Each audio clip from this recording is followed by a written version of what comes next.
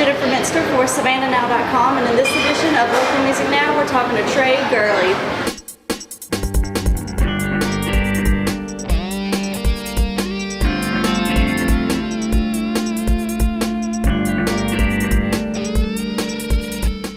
Well, Trae, thank you very much for letting me come and talk to you. I appreciate it. No problem at all.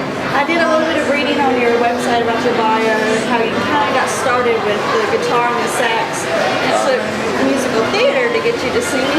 Yes. Yeah, I Tell us did. a little bit about how your music career started.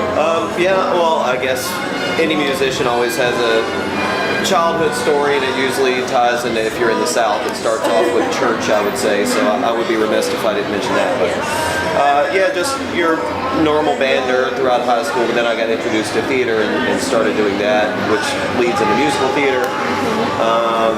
And I was in a band while I was in high school as well, so I've always been musically inclined in that way. And so I kept up with the theater, did a lot of community theater as well when I was in college.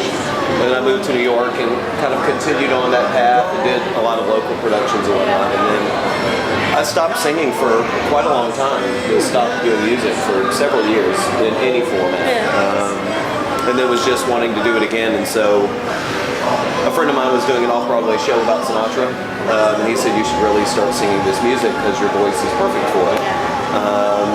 So long story short, I did, and kind of created a small little show that I pitched around to a few places, and one of the places I did was here at Jazz. And Brian ended up taking me on one night, and I came and sang for a Thursday, and stayed ever since. So, Let it go.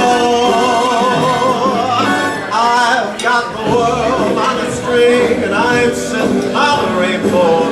Got the string around my finger, what a world. And this is the life. And now I'm so in love.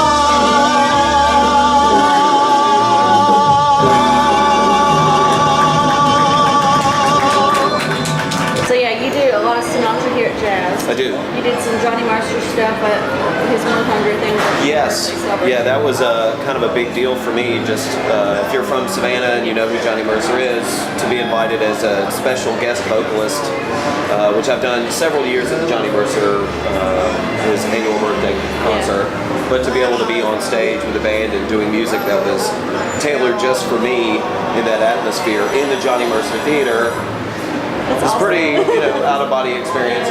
I guess it sounds kind of nerdy to some people, but I remember standing on stage and telling the audience, this is my idea of making it, because I'm doing something now I never thought I'd be doing.